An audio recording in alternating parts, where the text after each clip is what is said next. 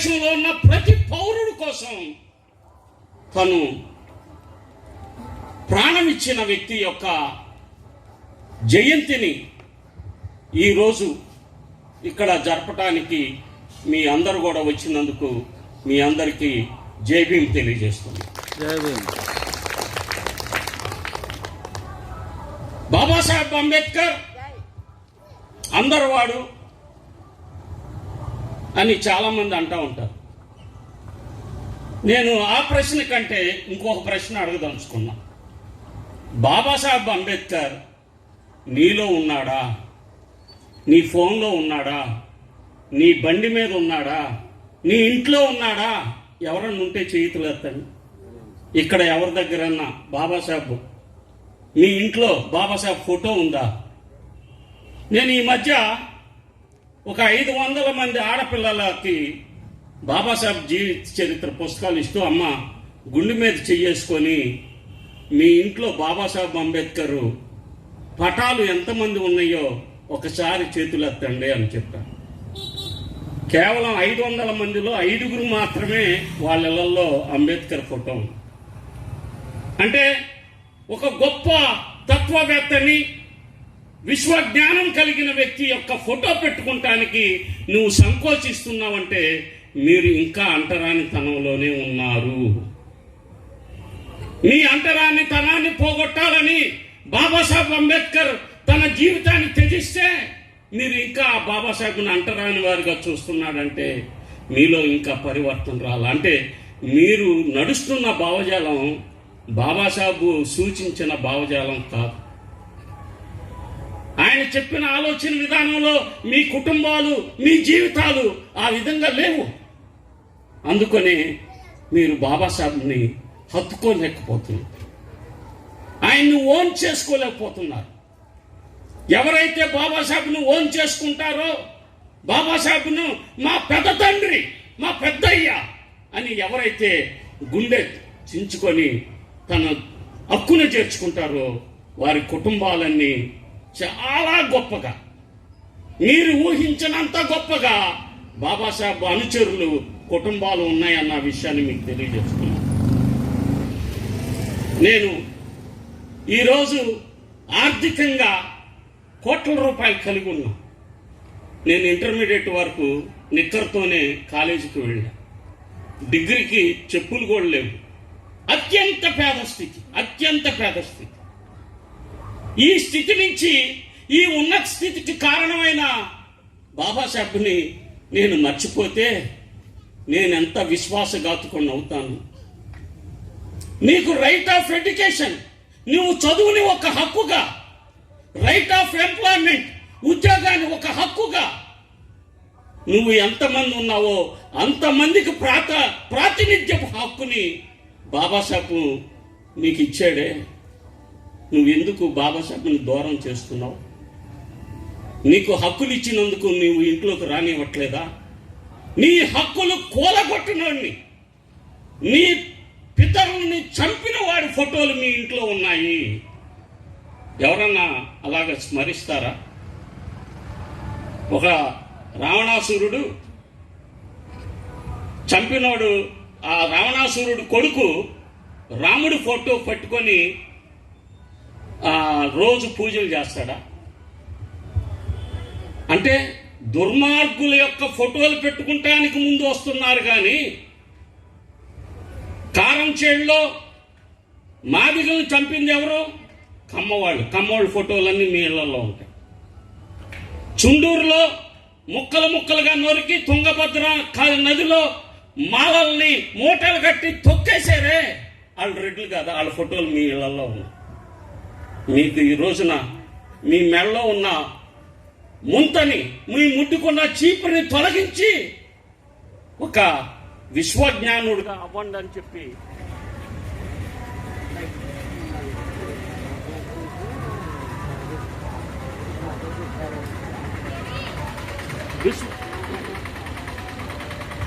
Hello, మీరు మనిషిగా గుర్తింపబడాలని బాబాసాహెబ్ తప్పించాడు. దానికోసమే ఆయన మిమ్మల్ని ఈరోజు అడుగుతున్నాడు, మీరు నన్ను కలిగి ఉంటారా? మీకు బాబాసాహెబ్ కావాలా? బాబాసాహెబ్ భావజాలం కావాలా? బాబాసాహెబ్ని ఫాలో అయ్యారా? మీరు గొప్పవాళ్ళు అవుతారు. ఈ దేశాన్ని స్వతంత్రించుకుంటారు. ఈ దేశానికి పాలకులుగా మారుతారు. బాబాసాహెబ్ చనిపోయేటప్పుడు ముకుల్ రాజుకి ఇచ్చిన లాస్ట్ ఇంటర్వ్యూలో ఒక ప్రశ్న అడుగుతాడు. Babasaheb, what is your ultimate goal అన్నప్పుడు ఆయన అంటాడు అనమాట, I want to see my people as rulers of this country. నేను నా ప్రజల్ని ఈ దేశ పాలకులుగా చూడాలని కోరుకుంటున్నానయ్యా. నువ్వు పాలితులుగా ఉన్నావు. నువ్వు ఇప్పుడు you are ruled by 3%, 5% people. కమ్మోళ్ళు జనాభా 3%, రెడ్ల జనాభా 5%, తిప్పి మొత్తం కలిపి 8% ప్రజలతో ఈ దేశ మూల నివాసులైన బీసీ, ఎస్సీ, ఎస్టీలు 85% కలిగిన ఎస్టీలు, ఈ దేశ మూల నివాసులు వాళ్ళ చేత పరిపాలించబడుతున్నారే. నువ్వు ఆలోచన సరళి లేదా? నీకు ఆలోచన సరళి. నీ ఓటు నువ్వు వేసుకో, నీ రాజ్యం నువ్వు పాలించుకో అని చెప్పి ఆయన మాట చెప్పితే నువ్వు నీకొక ఓటు, అంబానీ గారికి లక్షల కోట్లున్నా ఒకే ఓటు విలువ. నీ ఓటు ఎంత విలువ? 1,00,000 కోట్లు పైగా ఆస్తులున్న అంబానీ కాడికి కూడా ఒకే ఓటు. ఇది బాబాసాహెబ్ ఈ జాతికి ఇచ్చింది. మరి నువ్వు ఆ ఓటుని ఏం చేస్తున్నావు? ఏ విధంగా నువ్వు ఉపయోగిస్తున్నావు? ఏ విధంగా ఉపయోగిస్తున్నావు అంటే, నిన్ను చంపిన వాడికి, నిన్ను చెరిచిన వాడికి, నీ యొక్క రిసోర్సెస్ని, వనరులన్నిటిని దోపిడీ చేసిన వాడిని నువ్వు నెత్తి మీద పెట్టుకొని పూజిస్తుంటే ఇంకెక్కడ నీలో ఉంది వ్యక్తిత్వం? నీ ఆలోచన సరళి ఏ విధంగా ఉంది? ఈ రోజున నువ్వు మారకపోతే నీ పిల్లల భవిష్యత్తు చాలా అగమ్య గోచరంగా ఉంటుంది. నీ పిల్లలకి ఇక నుంచి మళ్ళీ పాత జీవితం.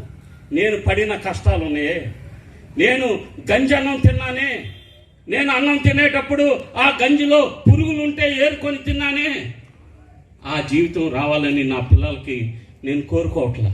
నా పిల్లలు అత్యున్నతంగా చదవాలి, వాళ్ళు కూడా దేశంలో టాపర్స్గా ఉండాలని నేను కోరుకుంటుంటే, మీరు దాన్ని కూడా లెక్క చేయకుండా మీ పిల్లల యొక్క భవిష్యత్తుని నాశనం చేసే విధంగా మీ ఓటు హక్కుని వినియోగించట్లేదన్న విషయాన్ని మీకు తెలియజేస్తున్నా.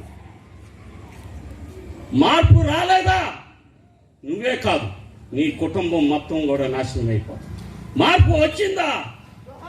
ఈ దేశంలో నువ్వు ఒక గొప్ప దార్శనికుడుగా, ఒక గొప్ప ప్రయోజకుడుగా, ఈ దేశంలో అశోక్ సామ్రాట్ ఏ విధంగా పరిపాలన చేశాడో ఆ విధంగా ఒక పాలకుడుగా అవుతావు. ఈ రోజున నువ్వు కవితం చేయొచ్చు, పాలేరుగా ఉండొచ్చు, కానీ నీ పూర్వీకులు పాలేరులు కాదు. నీ పూర్వీకులు ఇలాంటి పేదరికంలో లేరు. మీరందరూ కూడా సామంత రాజులుగా ఉన్నారు ఒకప్పుడు. మన యొక్క పితరుడు అశోక్ సామ్రాట్ రష్యాలోని కుజకిస్తాన్ నుంచి శ్రీలంక వరకు, ఇటు ఆఫ్ఘనిస్తాన్ నుంచి బర్మా దేశం వరకు అఖండ సామ్రాజ్యాన్ని ఒకే ఒక రాజు పరిపాలించాడు. అతను మనోడే. మరి అంత గొప్ప పాలకుడైంది ఈరోజు మనం 3%, 5%, 3%, 5% ఉన్న వాళ్ళతో ఎందుకు పరిపాలిస్తున్నామంటే, only because of our ideology. మనం అనుసరిస్తుంది సరి అయిన భావజాలం కాదు. ఒకటి మతపరమైన భావజాలం, 2 కులపరమైన భావజాలం. ఈ 2 విషపు కొమ్మలు, విషపు బొట్లివి. దేశాన్ని నాశనం చేస్తున్న 2 అంశాలు ఏంటంటే కులము, మతము, మత విశ్వాసాలు. నీ మత విశ్వాసం నీకు హాని చేసేదైతే దాన్ని విడిచిపెట్టేయాలి. నీ కులం యొక్క అంశం నీకు ప్రధానమైతే దాన్ని త్యజించాలి. అప్పుడే నీ కుటుంబం ప్రగతి బాటలో ఉంటుంది. దానికి మీరు సిద్ధంగా లేరు. ఎందుకంటే పరివర్తన కావాలి.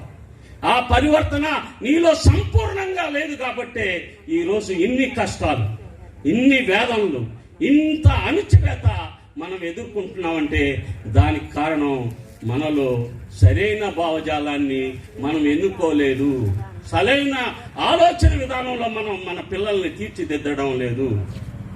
అలా తీర్చిదిద్దడానికి మీరు సిద్ధంగా ఉన్నారా? ఒక్కసారి ఆలోచించాలి. Thinking it self is a revolution. అంటే ఆలోచించటమే మార్పుకి పునాది. అంటే చాలా మంది అనుకుంటారు రెవల్యూషన్ అంటే ఒక తుపాకీ పట్టుకుంటామో ఒక విల్లంబు పట్టుకుంటామో. కాదు, ఆలోచించడం, సరైన ఆలోచన చేయడం. ఈ ఆలోచన నిన్ను సంపూర్ణంగా విమోచించేదై ఉండాలి. ఆ ఆలోచన చేయగలగాలంటే నువ్వు డాక్టర్ అంబేద్కర్ దగ్గరికి రావాలి. డాక్టర్ అంబేద్కర్ నీకేమి ఇచ్చాడు? నీకేమి ఇవ్వలేదు. ఒకసారి ప్రశ్న వేసుకో. ఎవ్రీథింగ్. ఒక బస్సు 200 మంది ఉన్నారు. ఆ బస్సు ఆ ఊరు వెళ్తానికి సిద్ధంగా ఉన్నారు. కానీ బస్సులో ఒక 100 మందే పడతారు. 100 మంది బయటే ఉండాలి. ఈ 200 మందిలో బలవంతులు చాలా మంది ఉంటారు, బలహీనులు చాలా మంది ఉంటారు, స్త్రీలు చాలా ఉంటారు. వీళ్ళందరూ ఆ బస్సులో ఎక్కలేరు. కానీ బాబాసాహెబ్ అంబేద్కర్ మీ ముఖం కూడా తెలియదు. మీ గర్భంలో ఉన్నప్పుడే, మీరెవరో తెలియనప్పుడే ఆ బస్సులో షెడ్యూల్ కులాలకి ఒక 15 సీట్లు రిజర్వ్ చేసి పెట్టాడు. ఈ బీసీ మిత్రులకి 27 సీట్లు అలాగా రిజర్వ్ చేసి పెట్టాడు. ఒక 7-8 సీట్లు షెడ్యూల్ తెగలకి రిజర్వ్ చేసి పెట్టాడు. ఖర్చీఫ్ వేసేసాడు. ఏందా నువ్వు కూర్చున్నావంటే మా సీట్లో లే, ఈ షెడ్యూల్ కులాలకు సంబంధించిన సీట్లు ఈరోజు బస్సులో ఎక్కంగానే ఆడవారికి కేటాయించిన సీట్లలో ఆడవారినే కూర్చొనివ్వండి అని చెప్పట్లేదా? అలాగే ఒక ప్రాతినిధ్యపు హక్కుని ఒక రాజ్యాంగబద్ధం చేశాడు. ఆ బస్సులో మా వాళ్ళు 15 మంది ఉన్నారు షెడ్యూల్ కులాలు, వాళ్ళు మాత్రమే కూర్చోవాలి. మా వాళ్ళు 27 మంది బీసీలు ఉన్నారు, వాళ్ళు ఆ సీట్లలో కూర్చోవాలి. షెడ్యూల్ తెగలు 7 ఆ సీట్లో ఉండాలని నీ కోసం రిజర్వ్ చేసి పెట్టాడు. ఆ సీట్లు మొత్తం కూడా పీకేయాలని ఇప్పుడు మోదీ ప్రభుత్వం, బీజేపీ ప్రభుత్వం దుర్మార్గంగా మతం పేరుతో ప్రజలని విచ్ఛిన్నం చేస్తూ మత కలహాలు సృష్టిస్తూ ఆ సీట్లన్నింటిని కూడా ఏమీ లేకుండా వాళ్ళు మాత్రమే ఎక్కే విధంగా ఏర్పాటు చేసుకున్నారు. ప్రజలకు ఏం కావాలంటే రామాలయం కడుతున్నామా మీకు? అరే మా యొక్క ఆ ఉద్యోగ పరిస్థితులు ఏంటి? మాకు ఎన్ని ఉద్యోగాలు ఇచ్చారని ఈ మధ్య పార్లమెంట్లో ఉత్తమ్ కుమార్ రెడ్డి ఒక ప్రశ్న లేవనెత్తాడు. దానికి ఆ మినిస్టర్ గారు బీసీలకు సంబంధించి ఈ దేశంలో ఇంకా 90% ఉద్యోగాలు భర్తీ చేయబడలేదు. ఎస్టీలకి 10% మాత్రమే ఇప్పటికీ ఉన్న ఉద్యోగాలు మొత్తంలో 2% మాత్రమే భర్తీ చేశారు. షెడ్యూల్ తెగలకి 4% మాత్రమే భర్తీ చేశారు. బీసీలకి 6% మాత్రమే భర్తీ చేశారు. మిగతా ఉద్యోగాలన్నీ ఎవరు గుర్తిస్తున్నారు? కేవలం బ్రాహ్మణులు, బనియాలు మాత్రమే ఈ దేశాన్ని దోపిడీ చేసుకుంటున్నారు. లక్షల కోట్లు లోన్లు తీసుకుంటాం, అప్పుని రద్దు చేయించుకుంటాం. అంటే లక్షల కోట్లు ప్రజల సొమ్ముని వాడు హస్తగతం చేసుకుంటాం. నష్టం వచ్చిందనే పేరుతో మొత్తం కూడా రద్దు చేసుకుంటాం. నీ రుణమాఫీ జరిగింది. మీరు ఏదైనా బ్యాంక్కి వెళ్ళి ఒక 1000 రూపాయలు లోన్ తీసుకొని కట్టకుండా చూడండి, వెంటనే మేనేజర్ వచ్చి మీ ఇంట్లో మొత్తం తట్టాబుట్ట మొత్తం కూడా బయటకు పెట్టేస్తాం. వాడు మన దగ్గర బ్యాంకుల్లో తీసుకుంటే 1000 రూపాయలు కాదు, లక్షల కోట్లు. వెరీ రీసెంట్గా 8 లక్షల కోట్ల రూపాయలు మోదీ ప్రభుత్వం రద్దు చేసింది అదానీ అంబానీ ఇద్దరికి. అంటే మన ప్రజల సొమ్ముని రద్దు చేసే పరిస్థితి పాలకులు చేస్తున్నారు. వాళ్ళు ఇది బనియాల ప్రభుత్వం, ఇది బ్రాహ్మణుల చేతుల్లోని బనియాల ప్రభుత్వం. ఈ బనియాలు దేశాన్ని లూటీ చేస్తున్నారు.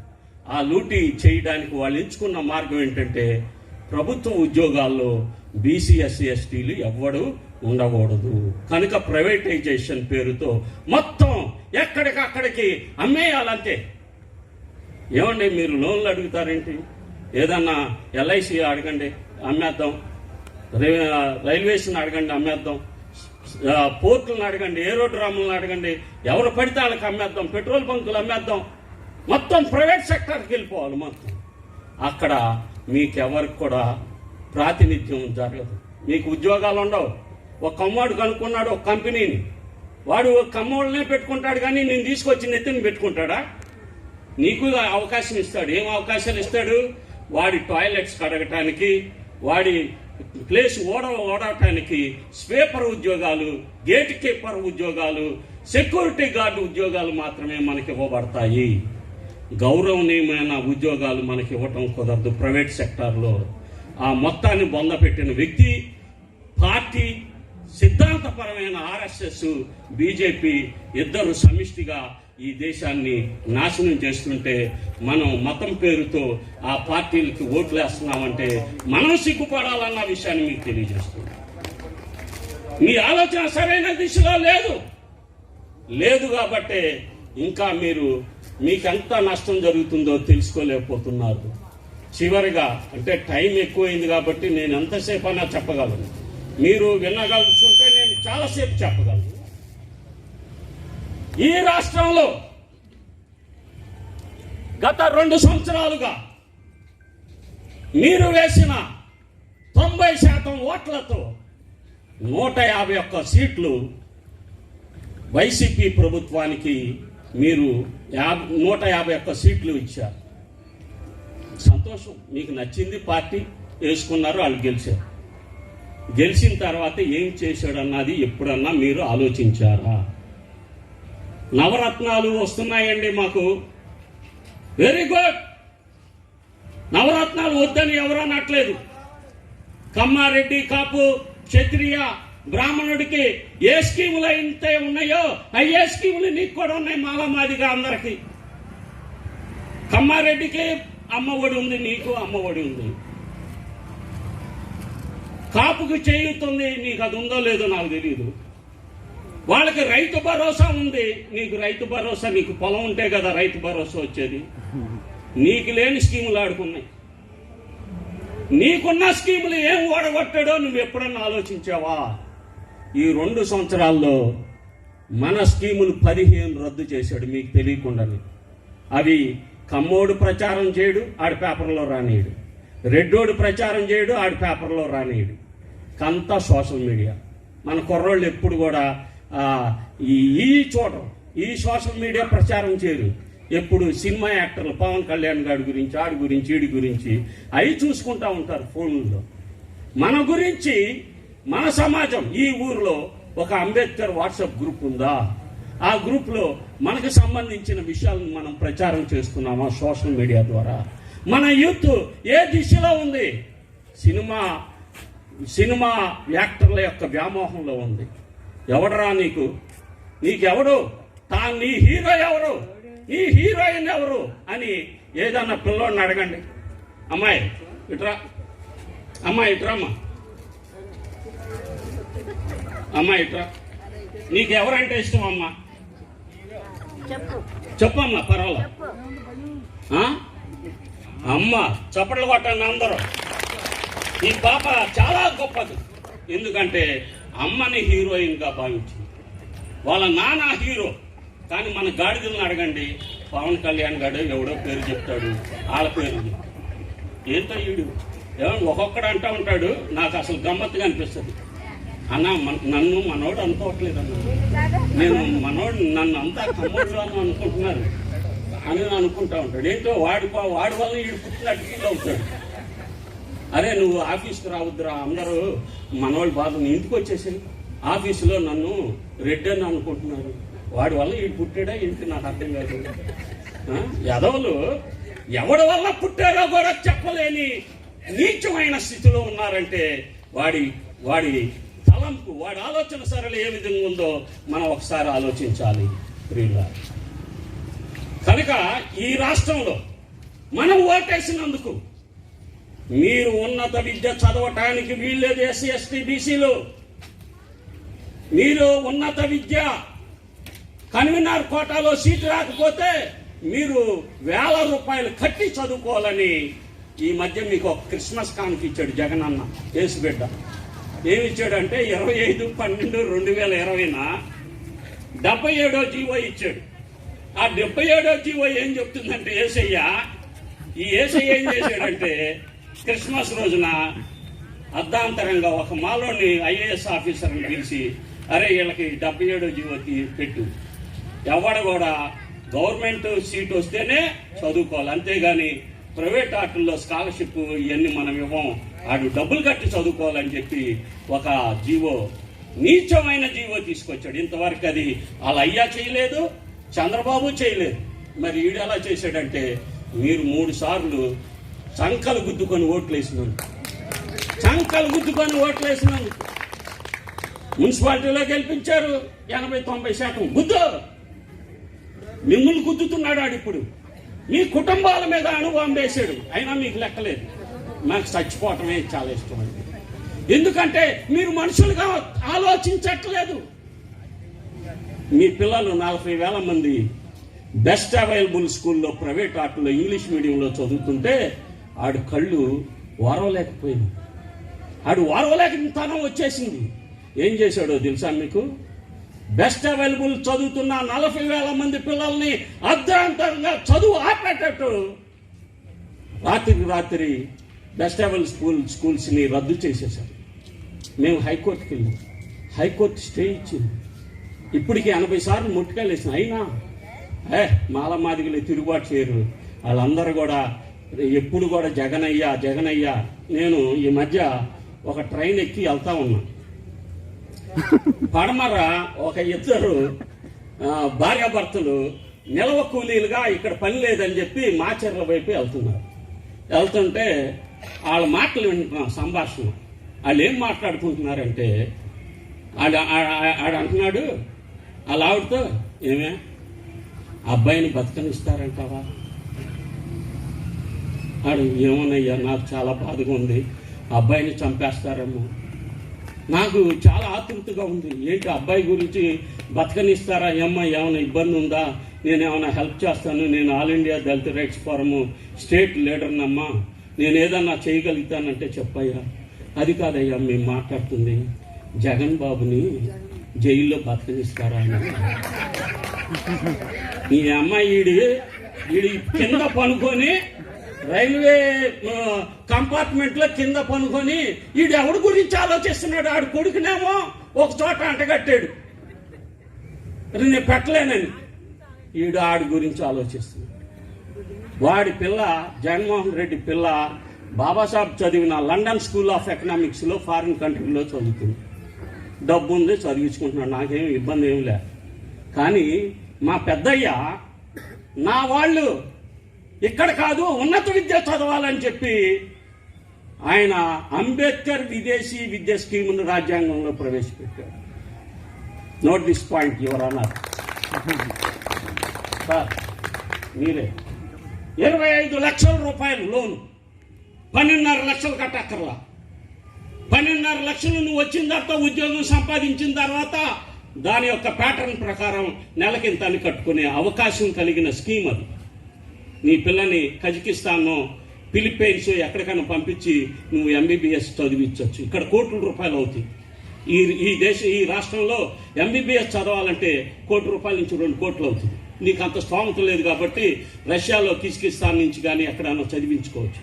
దానికి డాక్టర్ బాబాసాహెబ్ అంబేద్కర్ విదేశీ విద్య సెంట్రల్ స్కీమ్ అది. దాన్ని 2 సంవత్సరాలు రద్దు చేశారు. ఎందుకంటే వాడికి ఇష్టం లే, మాలమాదిగలు ఎక్కడ చదువుకొని బాగుపడిపోతారని.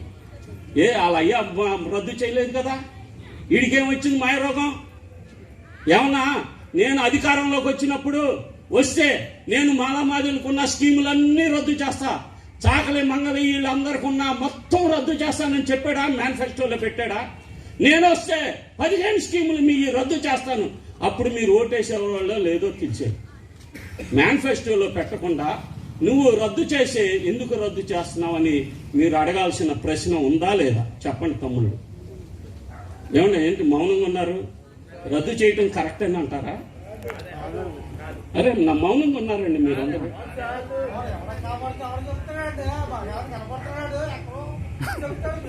అయ్యా ఇది మీరు రోజు చర్చించాలి ఈ అంశాలు. మన ఎన్ని ఓడగొట్టాడు అని రోజు ఇంట్లో వాడికి, ఈ పక్కన వాడికి రోజు చెప్తా ఉంటే ఇది మల్లగా వైరల్ అవుతా ఉంటుంది. అది తీసేశారు. ఇప్పుడు సెంట్రల్ స్కీమ్స్ కొన్ని ఉన్నాయి, ఎన్ఎస్ఎఫ్డిసి లోన్స్, ఎన్కేడిఎఫ్సి, రెల్లోళ్ళకి ఒక స్కీమ్ ఉంది, 25 లక్షల రూపాయలు అది లోను. 25 లక్షలు సెప్టిక్ ట్యాంక్ క్లీనర్స్ తెలుసు కదా, సెప్టిక్ ట్యాంక్ నిండిపోతే ఆ వ్యాన్ వచ్చి దాన్ని క్లీన్ చేస్తే 1000 రూపాయలు ఇవ్వాలి మనం. రోజులో 20 మంది 20 చేస్తే 20,000 వస్తాయి. అదొక గ్రూప్ పెట్టుకొని రెల్లోళ్ళకి ఇస్తాడు. ఆ స్కీమ్ 2 సంవత్సరాల నుంచి రద్దు చేశాడు. ఈ ఇన్నోవా కార్లు పోయిన ప్రభుత్వంలో చంద్రబాబు కూడా తీయలేదు. మన జూపూడి ఉండేవాడు ఒక 150 కార్లు షెడ్యూల్ కులాల వాళ్ళు తీసుకున్నారు, ఇన్నోవా కార్లు, అవి కూడా రద్దు చేస్తాడు. అంటే ఇటు కార్లు ఎవడు ఎక్కకూడదు, ఎవడో బాగుపడతా, ఆర్థికంగా ఎటువంటి పరిస్థితుల్లో వీళ్ళు బాగుపడకూడదు. వీళ్ళు అమ్మ ఒడి, అయ్య ఒడి, బాబు ఒడి అడుక్కోవాలి. అడుక్కుంటావేంట్రా బాబు? నువ్వు చేపలు ఎలా పట్టాలో నేర్పించు. చేపలు ఇవ్వబాక ప్రజలకి చేపలు ఇస్తున్నాం అనుకో, అడుక్కుంటాం వస్తుంది. చేపలు పట్టే తర్బీదు ఇస్తే వాడిస్తాడు. నీకు భూమి కొనుగోలు పథకం ఉంది షెడ్యూల్ కులాలకి, షెడ్యూల్ తెగలకి. 3 ఎకరాలు భూమి కొని ఇవ్వాలి నిరుపేదలకి. ఆ స్కీము చంద్రబాబు అమలు చేయాల, జగన్మోహన్ రెడ్డి అమలు చేయాలి. అసలు చంద్రబాబు గారు ఏం చేయాలి? వీడు ఇన్ని రద్దు చేశాడని ఈ ఎలక్షన్లో క్యాంపెయిన్ చేయాలి, వాళ్ళ పత్రికల ద్వారా, టీవీల ద్వారా.